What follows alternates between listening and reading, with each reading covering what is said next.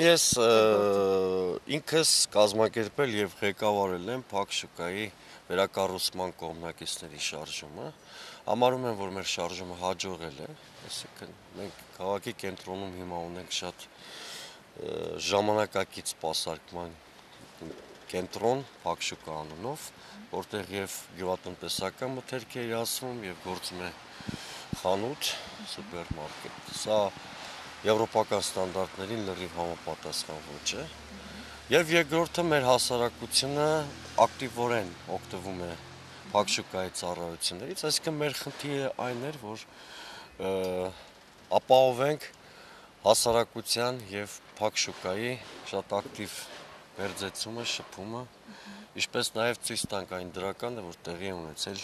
երկրում։ Եթե հասարակությունը զանգվածաբար օգտվում է Փակ շուկայից, ուրեմն բարձր է գնահատում այն աշխատանքը, որ կատարվել է։